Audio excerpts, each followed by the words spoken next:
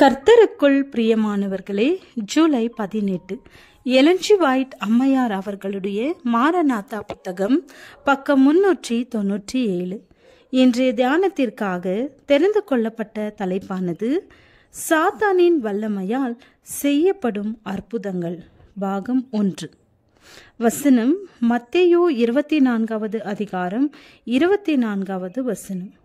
ஏனெனில் கள்ள கிறிஸ்துக்களும் கள்ள தீர்க்கதரிசிகளும் எழும்பி கூடுமானால் தெரிந்து கொள்ளப்பட்டவர்களையும் வஞ்சிக்கத்தக்கதாக பெரிய அடையாளங்களையும் அற்புதங்களையும் செய்வார்கள். தன்னுடைய அற்புதங்களை செய்யும் வல்லமையால் முழு உலகத்தையும் ஏமாற்றுவதற்கு சத்ரு ஆயத்தமாகி கொண்டிருக்கிறான். உருவத்தில் இயேசு கிறிஸ்து போன்று தன்னை காட்டத்தக்கதாக ஒளியின் தூதர்களின் உருவத்தை எடுத்துக்கொள்வான். அவனது வல்லமை எவ்வளவிற்கு அதிகமாக இருக்கிறதோ அவ்வளவிற்கு அதிகமாக அப்படியே நடைமுறைக்கேற்றபடி அற்புதங்களை செய்வான். வேத வாக்கியங்களிலே அந்த அற்புதங்களை செய்யும்படி தனக்கு கொடுக்கப்பட்ட சத்துவத்தினாலே பூமியின் குடிகளை மோசம் போக்குவான் என்று கூறப்பட்டிருக்கிறது. தான் செய்கிறதாக மாய்மாலங்காட்டும் காரியங்களில் மட்டுமல்லாமல் அனைத்தையும் செய்வான். இந்த வேத வாக்கியத்திலே வெறுமனமே ஏமாற்று வேலை மட்டும் செய்யாமல் அதற்கும் அதிகமாக செய்வான் என்பது நமது கவனத்திற்கு கொண்டு வரப்படுகிறது. அவனுக்கும் ஓர் எல்லை உண்டு, அதற்கப்பால் அவனால் போக முடியாது. இச்சமயத்தில் தான் தனக்கு உதவியாக ஏமாற்று வேலைகளை செய்கிறான். உண்மையிலேயே செய்வதற்கு தனக்கு வல்லமை இல்லாத காரியங்களை போலியாக செய்ய ஆரம்பிக்கிறான்.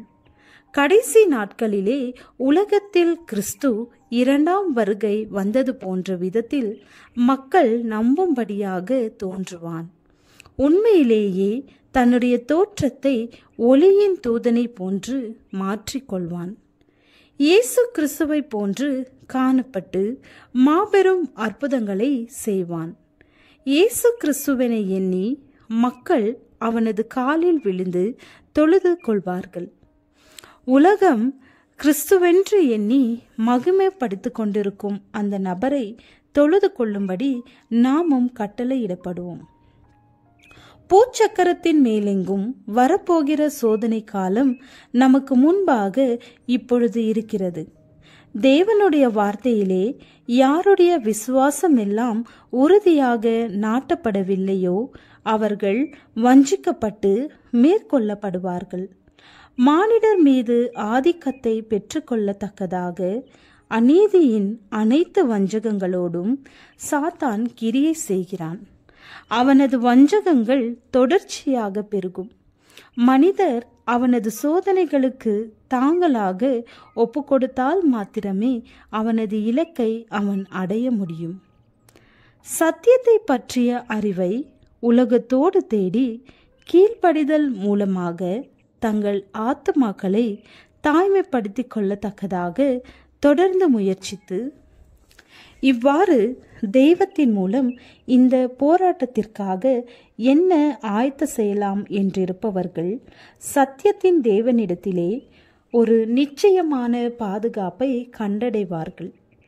என் பொறுமையை குறித்து சொல்லிய வசனத்தை நீ காத்து கொண்டபடியினால் பூமியில் குடியிருக்கிறவர்களை சோதிக்கும்படியாக பூச்சக்கரத்தின் மேலெங்கும் வரப்போகிற சோதனை காலத்திற்கு தப்பும்படி நானும் உன்னை காப்பேன் என்பதுவே மீட்பரின் வாக்கு தத்தமா இருக்கிறது.